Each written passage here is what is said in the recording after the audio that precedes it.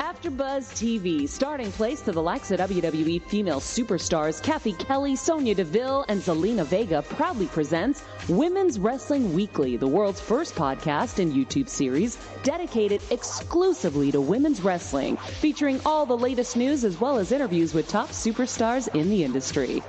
And now, AfterBuzz TV's own gorgeous lady of wrestling, TK Trinidad. Bonjour, bonjour. You're watching Women's Wrestling Weekly, the #1 women's wrestling show on the planet. My name is TK Trinidad, a.k.a. the Canadian Assassin, and looky. Yeah. He's in. He's not fighting crime at the moment. He's in with us. The streets ain't safe, girl, but I'm here. Evan T. Mack, a.k.a. Coco Cena, a.k.a. America's Chocolate Sweetheart. He's in the building. How's everything going? Going good, man. Getting back to this gym, girl. Put the cookies. Got the stretchies? Put the cookies down. I need the stretchies to look more form-fitting. I wasn't liking the way they was looking, you know what I mean? But you're kind of late now. You're already in the summer. Yeah, it's true. I know. That should be like 3 months ago. Yeah, I get fit like after the summer. I get fit when it don't matter. So when everybody lets it go, that's when it's what's... I mean, it's California. It's always summer, so I guess it don't really matter. And now, if you're just joining us for the first time, we have news, we have Star of the Week, and we have amazing guests. That's what the show is built around, amazing female wrestlers. Yes. This today is no exception. She is the First Lady of OWE and FSW. Please welcome Mazzerati. Yo. Hi. Hello. How's it going, everybody? Good. How are you doing? Doing okay. I'm doing all right. I can't complain. So let's kind of just get into it. So what I love about doing this show is that, we talk to women from all over the place, and there's always some new promotion that I've never heard of, but it's been around. So this is on me. It's my ownness. So I like learning new things. So tell us a little bit about the lingerie fight, the LFC. LFC, Lingerie Yes. Fighting Championship. Yes, it's a little bit of MMA, a little bit of wrestling, but a little bit of clothing as well. As you know, like professional wrestlers, we do kind of, the men wrestle in their trunks, and women, either pants or shorts. LFC is just like lingerie football. You're in your lingerie and you're fighting. So how long has this league been around? Actually, it's been around probably, I think, 6 years. Honestly, I started only 3 years ago. Okay. So tell us how you got into wrestling. So I've actually been a wrestler since 96, 97, I want to say, right before the Attitude Era. Wait. Pause. Wait a minute. Wait. You look like you like 16. You're 16 years old. Like what? So first I want to know, how old do you guys think I am? Lord, wait a minute. Hold on. Yeah. I swear to God, I thought you were about 20... 26? 26? Cute. She's like... Actually, I will be 29 in 2 weeks. Yeah. You guys already should know. Black don't crack. Come on. I know, but we still are surprised, man. Yeah. Like, because you carry yourself a little bit older, so that's why we're giving you the 26. I'm sure that. But just looks wise, you look like you could be between 16 and 18 easily. What in the... I get that, especially without all my makeup and without this weave. You know what I'm saying? I do look like a kid. Jeez and crack. That's very vampire, very vampire-like right now. If you weren't in the sun right now, I'd be like, hold on, man. So you started in 99, you said, right? 96. 97 is when I started watching. Okay, so what kind of took you from watching to doing? So I've always been a tomboy. I was always into like all this types of sports with my dad, but my mom wanted me to be the girly girl with Barbies and makeup and all this other crap, which I was not into. So my dad would put me in taekwondo, tennis, anything, kickboxing, anything I could get into, because we never knew about wrestling schools back then. Mm-hmm. And once I moved out here to Vegas, because I'm from California, I've been out here since 2012, mm-hmm. and I found the flyer for professional wrestling in 2015. I didn't believe it. I'm like, no, this can't be true. And I go to a show at FSW, and I'm like, oh my God, like, this is real. I could actually train and become a wrestler as my main dream that I've always wanted my whole life, you know? It was crazy, but it was not what you expect. So you are dreaming a whole bunch of other things, but once you actually get in the ring and train, it's a whole nother ball game. But I was pretty much prepared for that since I've been in so much combat sports and stuff like all my life. Yeah, so are you familiar with the kind of California wrestling promotions and stuff like that? How does it compare for California to Vegas? Yeah, you could actually see a lot of difference in it. I'm originally from Cali, but I would say I am a Vegas wrestler because I started out here. Mm-hmm. And FSW will always, forever be my home. There is a big difference, and there are a couple similarities, but I could see more Cali sides. I could see that they do more extreme stuff, which is pretty cool. Mm-hmm. You know, every state, I believe every promotion has their own type of style, has their own type of, you know, flair to it, a little hops to it. Right. So Cali, I would say, is really it's hitting hard right now. It's pretty hot. So now you started watching in '96. We're in 2019. Mm-hmm. We're in 2019 now. How have you seen women's wrestling change in your eyes from when you started watching to when you started doing to right now? So I'll tell you the truth, because I was more into the guys. I would say I'm more of an old school wrestler type, if that makes sense. But mm-hmm. for the women, it's great to see. It's hard to explain because women did actually wrestle more back years ago. Right. Yeah. Before the whole, just women being the sideshow and eye candy and this. Yeah. But now that it's actually being taken seriously, it's been great. I love being a part of this nice history that's going on now these past couple of years. I would love to see it keep growing. Mm-hmm. And, before, even when I did start, I was still getting that, let's say, bad vibes towards people because they see you as just a female. Right. And, just a sex object or something like that. And, you got to make it known, this is not what you're about, and you're really here for business. You're here to entertain. You're here to wrestle. You're not here for that funky bull crap. Right. You know what I mean? And then what about being a Black woman in the profession? Have you experienced any, because it feels like when I speak to women of color, based off of what part of the U.S. they're in, some don't experience it all, and then some do. So what has been your experience as far as getting bookings, etc.? Me being a small Black woman is pretty funny. So yeah, I do get all the stereotypes in the beginning when I first started. Me being a new small Black woman, I get expected to do a lot of the crazy flippity-do style stuff because I'm small. Uh-huh. And then me being Black, yes, I was asked to be a certain character in the beginning that obviously you could tell I'm not. Right.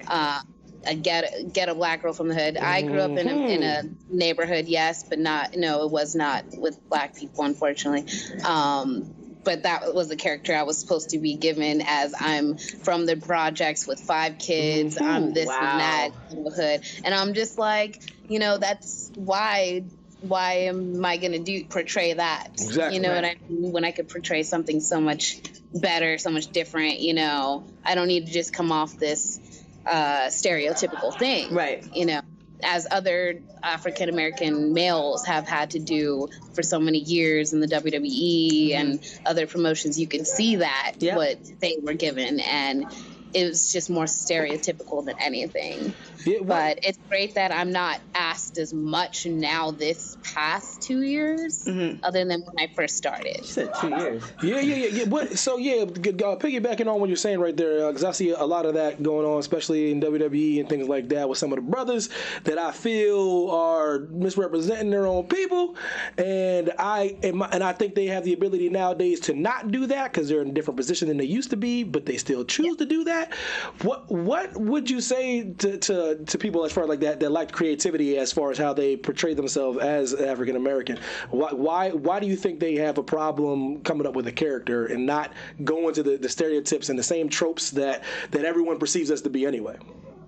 Because they want to be accepted. They don't want to say no and then not, be able to make it to the next level. Right.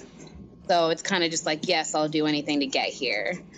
I know they always say, keep your mouth shut, mouths closed, ears open, but there's always a time and place for you to say something if you don't feel comfortable. And that's what I did in the beginning, and I shut it down real quick. And I'm like, no, I'm not going to do that. This is not me, and that's not what I'm going to feel like doing. Even, you get asked those questions like, what if WWE wanted you to do this?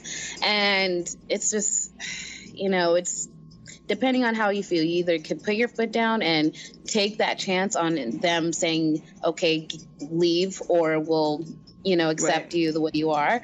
Or, you know what I mean? I've actually had some friends that are in the WWE, and I have some that have left the WWE for those certain things, for their own race. And and it was crazy stories, you know what I mean? And it's sad to hear that because, like, let's face it, WWE is pretty much the mark of, like, what everybody wanted to be a wrestler for. And just those little that I've actually found wrestling on the outside before WWE, WWF, it's different. But for those who really trying to get in WWE, like, or just in general to try to make a name for themselves, it's a thin line to know where you would take a stand and say say what you have to say. Absolutely. So I saw a lot of your matches, but I saw the one with Zeta Zhang, friend of the show. She's another one who's been on the show twice. What was that match like? I really enjoyed that match. It was just one of those things where, because I guess which one we wrestled like 100 times. Oh my gosh! I think it might have been the most recent one. You guys were outside. We were outside. Yeah, it was a ring outside. Was that in China or was that out here? I think it was out here. Yeah, it was out here because the people were screaming. They were obviously Zeta fans because I was like, oh, they don't. Okay, like I already knew whose team they were part of. But yeah, it was out here.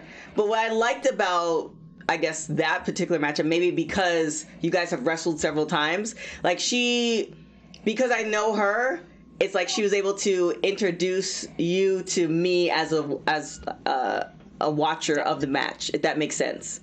Yes. And oh man, I love Zeta. So yeah, she's actually very helpful. I could say that we've grown together. Her being my roommate out in China for the OWE was great. We both learned a lot, about the industry with each other, and how giving each other's advice. And she's a very humble person to have around, I would say, because there's a lot of cattiness. There's a lot of people that want to see you fail, and they will tell you something totally different just to see you, like, screw up. Right. And then there's people like Zeta who are really there humbly to help you advance. Yeah. And I love her to death. I have nothing bad to say about her. Passionate about the sport. So you went overseas. Is there anywhere else that you want to go as far as travel-wise? Yes, I definitely want to hit the UK. That's my main spot right now. The UK, Japan, and Canada. Those are my first three. Nice. Dope. I like that. Now, you have a lot of pictures of your boyfriend on your IG. And then, so I looked them up. So, Nick Bugatti. And your name is Mazzerati.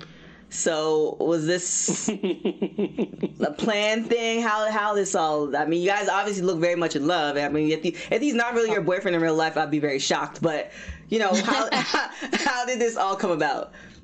So yes, actually, I everybody always asks this story. This is a funny story. When I first started training, I always wanted to be that badass chick. Like Lita was my girl, so I wanted to be that badass, doing the moonsaults, doing all the cool shit. I'm sorry if I'm. No, you're good. You're good. Cool. So my trainer and our promoters, like, oh, like they saw me training a long time, but I wasn't ready to actually wrestle yet. So they're like, oh, let's put you with Nick. And Nick had asked me to be his valet, and at first I'm just like, I don't like his character. Like, he's so grimy and greasy. I'm just like, I want to be that badass bitch that like does all the cool stuff. Right. And he's like, But then after us talking, and I'm like, all right, I'll give it a shot, because that'll help me understand the being like around the ring more before I actually get in. Mm-hmm. And it actually turned out well, like, because that's when they first threw the whole, you're going to be Maisha with 5 kids from the hood and this and that. And, Nick's going to slap your butt in the ring and this. And I was just like, backspace, delete that. Said, no. I'm stealing that. No. I'm stealing that, by the way. Yes. But seriously, yeah, no, I gave it a shot, and we changed a whole bunch of things around. If you see our entrance, no, he does not touch the butt because, we got to keep it clean up in the ring. But we're able to switch our whole thing and make it our own. Mm-hmm. And I think that's what actually helped us as an on-screen couple. And then because of how well we work together, helped us work off as being an off-screen couple. Oh. All right. Okay. All right. Cool. So wait, did he give you the name, or you decided on the name for both of you guys, or how did that? No, my trainer and my promoter actually threw me that name, Maisha Mazzerati. I was just like, we're gonna cut the Maisha part, you know? Yeah. That was a good decision. Maserati. Okay. And then the Bugatti was also the trainer or the promoter's idea too. Yeah, so it was the promoter, Joe. I love him to death, but his ideas are sometimes crazy. But he's okay with how we have been able to skyrocket our own and make our own path. And I believe the path that we chose has definitely bloomed and helped us along the way with our relationship inside the ring and outside of the ring. Yeah. I mean, social media wise, y'all look popping, so congratulations. Oh, yeah. Now tell me about your Women of Honor experience. What was that like? Oh my gosh, I love it. I've worked for them. I've wrestled 3 times for them already, and I've helped with ring crew and done backstage and front page like a good amount of times now. Mm-hmm. But working with them, wrestling with them was 3 times already. They are amazing. So I'm not trying to crap on anybody, but hearing people that come back from the WWE or the tryouts or wrestling for them, they come back saying they walked on eggshells. And I always felt that when I went to the ROH tryouts or when they would be around and I would, be around. But being around the people in Ring of Honor, they help you out so, genuinely, if that makes sense. You first go in all nervous, but then right after you're just like, oh my gosh, like everybody's so cool, everybody's so helpful. The girls aren't catty, they're actually like there to help you out. And you need that because around the world there's so many people trying to like shut you down and make sure you don't make it to the next level. But Ring of Honor people, they've been there the whole time, like Bubba, Mandy Leon, Kelly Klein, they've all been there to reach out to me and be like, my ears are open to you. What do you need to know? And I'm just like, thank you. You know what I mean? So it's definitely a company I would love to actually work for full time. Yeah. I would actually choose that over WWE. I would say that on the record. Okay. Yeah, because a lot of people that we've interviewed from ROH, they just seemed to have so much experience that it's just like, I don't know if they're living a better life than WWE. I don't know what it is, but it's just the wealth of experience that the people we've been interviewed from ROH is just different. Now, is there anybody that you want to have matches with that you haven't had a match with yet? Yes, one of my dream matches actually right now. Well, if it was back then, so I'll say my original one would have been Lita from back in the days. For modern day era now, I would say Bianca Belair. Yeah, that'd be a good one. And then even, I don't know if you get this a lot, Kiera Hogan. Oh yeah, she's a cute. Oh, I love that fiery red. I know she changed up. Yeah, she changed up the blue. I was like, what's okay? I see switch. Or even Ariel Monroe would be a good one because you guys are so different. Yeah. That'd be great. Yeah, because then you can see that black women are not a monolith.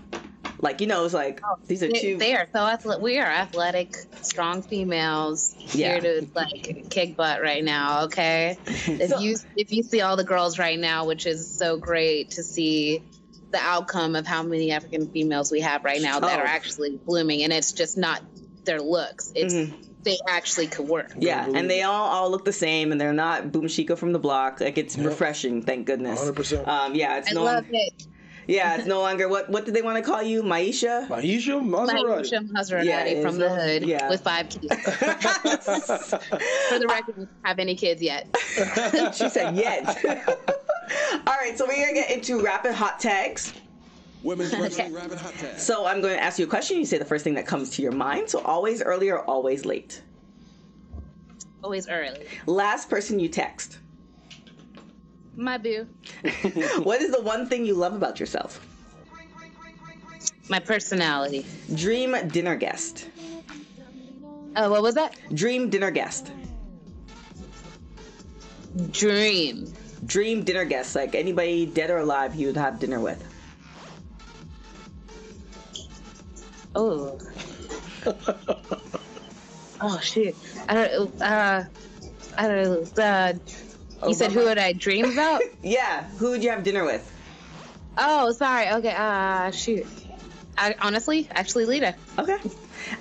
Who would play you in a movie?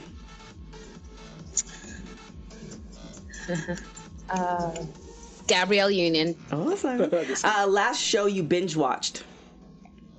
I'm binge watching Law and Order SVU as we speak. Oh my God, isn't that like 23 seasons or something? 757,000 episodes. I just got hooked on it by one of our other wrestlers, Spider Warrior from FSW. It's a good show. Yeah, it is a good show. You can literally sit and watch that for like 3 months. I cry every episode. Yes, it's crazy, so and there's good. so many. We'll get on to that. So that's a whole nother conversation. If you could have one meal for the rest of your life, what would it be? Final spaghetti. Meal. Spaghetti. And if you can listen to one album for the rest of your life, what would it be?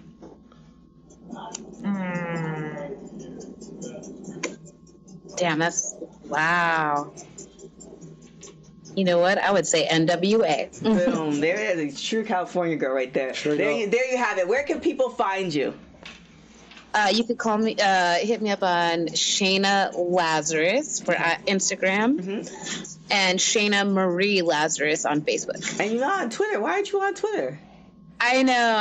I've been told to get a Twitter for over a year now. Yeah, you need to get. That's where the talking happens. I'm trying to get it together with all these other social medias right now. She's like, let me live. Let me and Gotti live. Let us drive away in the sunset. Thank you so much for coming on the show. Anytime you are in California, please let us know. You are definitely invited to the studio. You are an official friend of the show. So if you have any news for us, you want to announce your first baby, you want to announce you got signed like full-time to ROH, you are more than welcome to hit us up. We will have you on the show. You can make that announcement. You are definitely a friend of the show right now. Thank you. Guys, I will definitely be in California. I know next month for Inoki Dojo, so I will definitely text you and see if I could. I'm probably gonna have the whole weekend out there, so I'll be out there. All right, boom. Let us know. We'll definitely come out and support. Thank you so much. Thank you guys. You guys have a wonderful day. You too. Thanks. Bye. Bye. You imagine like Kira Hogan when she came on. That'd be dope. She was like, "Man, I'm old." Yeah, that was. If you don't know what show, what episode, go back to WPW Kira Hogan. I think like the first 15, 20 minutes, she was saying she's old and she's old. Stop the 24-year-old or something like that. Anyways, cute girl. She's been around for a minute. So definitely looking forward to the rest of her career. So many. I mean, sweet, well-spoken young lady. So let's hit the star of the week real quick. Yeah, man. This week's Women's Wrestling Star of the Week is Delmy XO. See, XO and her sister, Ashley Vox, were both born in Providence, Rhode Island. They trained together under instructions of local professional wrestler Doug Summers. Vox debuted as early as November 2014. XO debuted the following year, May 2nd, 2015, in Hadley, Massachusetts for Pioneer Valley Promotions. There she wrestled in a dark match and lost to Toxis. In her rookie year, XO went on to compete in the New England territory in promotions including Blitzkrieg Pro, Lucky Pro Wrestling, Elk Mania Promotions, and New England Championship Wrestling. EXO first appeared in Queens of Combat on February 18, 2017, QOC 17, where she and Ashley Vox teamed as Team C-Stars, competed in the QOC Tag Team Championship Tournament, where they were eliminated in the first round by Lucha sisters Leva Bates and Mia Yim. On that same date, she later returned to QOC 18, where they lost her tag team match against the fellow twins, Eddie McQueen and Ricky Caltado. At Fight Girls Queens of Combat, Team C-Stars defeated the fellow twins in a rematch. Team C-Stars returned on January 20, 2018, QOC 20, where they lost the tag team match against Ruthless Ambition. So basically with her, she's kind of like her and her sister have kind of formed a faction, and that's kind of how she started gaining her steam. And she has a lot of her matches with her sister as Team C-Stars, and in just a short time that she becomes gone to many different promotions, and if she continues at this pace, I think her recognition will only increase. If you want to watch a great match, Ashley Vox, Delmi EXO, the C-Stars versus Diamond Dogs is intergender tag team match that is well done. WWE, you guys got to get with this intergender tag team match thing. Every time I click on a new female like EXO or somebody like her sister, they're fighting intergender, and and it's clean and it looks good, and and they go hard, and these women are complaining or crying or they're just going hard. Yeah, and it's so look for Delmi EXO and her sister and the team C-Stars to start making a little bit of steam in probably the more well-known promotions, Ring of Honor, Women of Wrestling, possibly AEW. I think it's only a matter of time. Yeah, well, people fail to realize just because somebody's big doesn't mean that they're always going to be the winner. Yes. There are a lot of big people who can't fight. Yes. it's a small one sometimes you have to worry about, because they pop off because they're so used to fighting, because people are challenging them so often. So those storylines are still believable for intergender. You can make it work, guys. You can make it work. That it just requires a little bit more effort and planning, but it's definitely doable. I always feel like WWE's worst fear is a female to get hurt by a male on live TV. I think that's what they're worried about. But they're professional athletes. That's what they forget, man. These ladies go hard, boy. Yeah. And that's the thing, though. I think if they were to count the injury rate, like how many people get injured with something that they've done versus something that's done to them, it'd be totally different. So true. So, but you know, that's from an athlete's perspective. A lot of people don't know. That's a totally different thing. Who are we? I don't know nothing. Two people in the studio just talking women's wrestling. Yeah. Where can people find you, Mr. Evan T. Mack? Evan T. Mack, Instagram and Twitter, man. I'm on the twit every now and again. I tweet. I face chat. All right, y'all. If you are not following us, follow us on Instagram and Twitter at WPW Weekly. Please. If you want to see any female wrestlers that we haven't gotten to and you want to see them like ASAP, hit us up. DM us. Or you can DM me at TK Trinidad. If you are not subscribed to AfterBuzz TV on the YouTube page, make sure you do that. Leave a comment. Also, give us 5 stars on iTunes and Spotify and all that other good stuff. We really appreciate you guys. Without you guys, from day one to starting the middle, we are currently in season 3. Without any of you guys, we wouldn't be the #1 women's wrestling show on the planet. We are consistent, folks. Check the records. Check the facts. Other than that, we love you guys so much. We will see you guys next week. Ciao.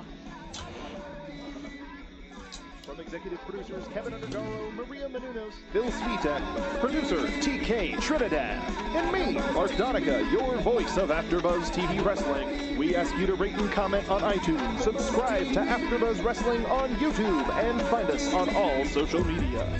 Thank you for watching Women's Pro Wrestling Weekly. See you next week.